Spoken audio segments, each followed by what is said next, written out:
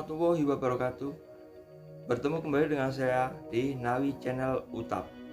Di video saya sebelumnya saya jelaskan tentang sirkulasi air kolam, dan di video saya ini saya akan jelaskan tentang perawatan air kolam. Untuk melakukan perawatan kolam, kita memerlukan beberapa bahan, teman-teman. Satu, penta air. Penta air itu alat untuk mengetes kadar pH dan kadar Cl air, teman-teman. Standar pH air itu 7,4 sampai 7,6, teman-teman. Untuk standar klorin itu 1 sampai 1,5, teman-teman. Cara menggunakan alat penta air itu kita teteskan airnya ya. Cara menggunakan penta air itu kita ambil air kolam, lalu kita teteskan obatnya ya. Ada warna merah sama warna putih ya. Nah, setelah itu kita kocok, teman-teman. Dari situ kita lihat pH-nya kurang apa tidak, lalu Cl-nya kurang apa tidak, teman-teman. Yang kedua, kita membutuhkan klorin, teman-teman. Klorin ini bertujuan untuk membunuh bakteri dan membunuh ganggang, teman-teman, biar tidak ada lumutnya ya. Klorin ini bentuknya ada yang tablet, ada juga yang butiran, teman-teman. Untuk pemberian klorinnya itu tergantung ini kebutuhannya ya. Kadang sedikit, kadang banyak. Kalau misal klorinnya kurang banyak, kita tambahinnya banyak. Kalau kurang sedikit ya kita tambahin sedikit, teman-teman. Yang ketiga, kita membutuhkan soda as, teman-teman. Soda as ini untuk menambah pH air bila pH airnya itu kurang. Lalu yang keempat, kita membutuhkan asid. Asid ini tujuannya untuk menurunkan pH air, teman-teman. Yang kelima, kita membutuhkan trusi ya.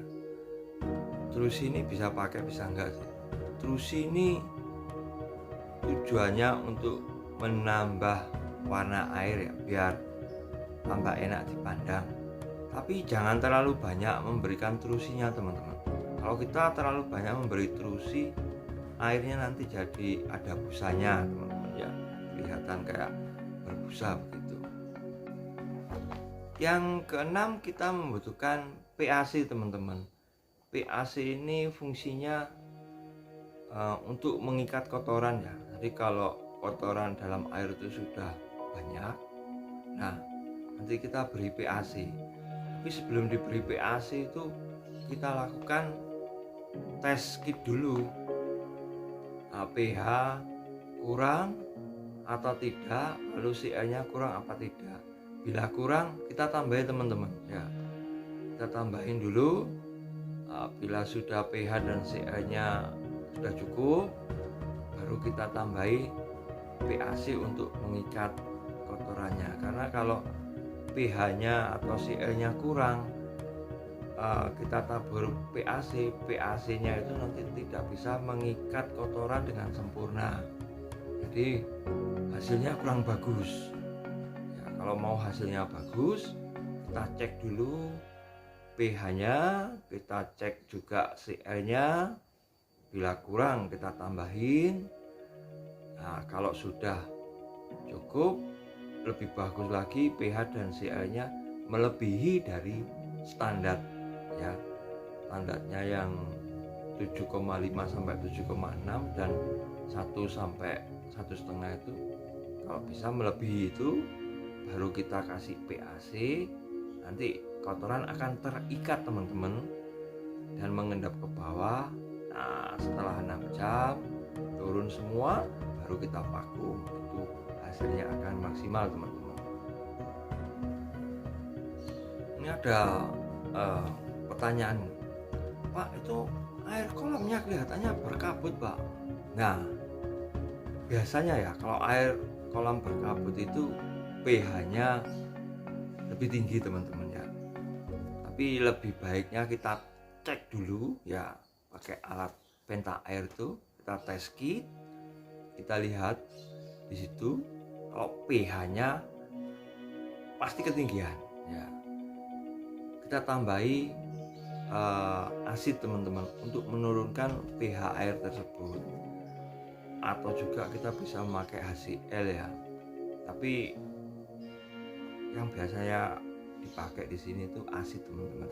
Tapi ngasihnya harus kondisi sirkulasi teman-teman ya, biar pencampurannya cepat. Yang kedua merata teman-teman, hasilnya biar cepat kelihatan ya.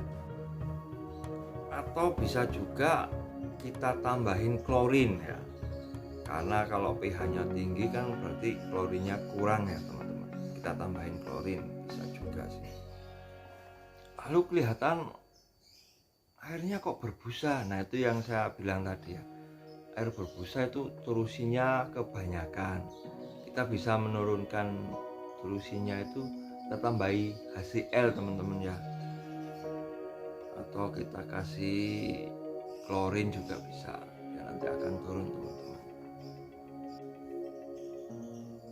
Airnya kelihatan berwarna hijau dan berlumut Pak.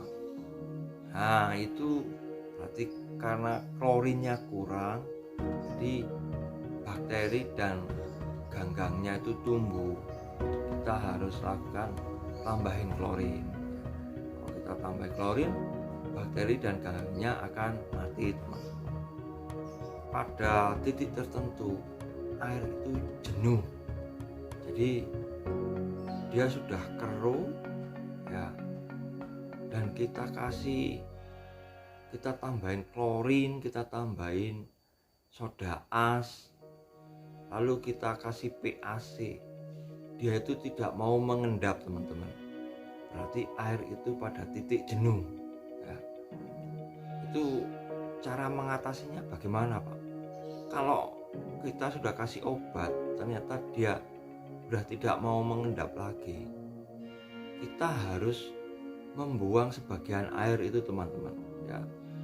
Kita buang seperempatnya air dari kolam itu, kita kuras ya, kita kuras seperempatnya, kita sisakan 3/4, baru kita tambahin air baru. Setelah kita tambahin air baru, sirkulasi kita putar, kita cek pH dan Cl-nya. Bila sudah cukup pH dan Cl-nya, kita bisa melakukan PAC teman-teman ya. Bila masih kurang, kita harus tambahin. Misal Cl-nya kurang, ya kita tambahin klorin. Bila pH-nya kurang, kita tambahin soda as. Setelah kita cek lagi cukup, nah baru kita kasih PAC untuk mengikat kotoran itu. Setelah kita PAC, kita biarkan 6 jam. Itu kotoran akan terikat dan mengendap ke bawah. Baru setelah itu kita vakum teman-teman ya. Nah, dijamin air kolamnya kembali bersih. Itu tadi penjelasan saya tentang perawatan kolam teman-teman, biar bermanfaat buat teman-teman baik pool attendant ataupun pemilik kolam, bisa melakukan perawatan secara kontinu dan benar. Karena kalau sudah berlumut sekali, kita harus membersihkan dinding kolam, membersihkan dasar, mengeluarkan kos lebih besar teman-teman.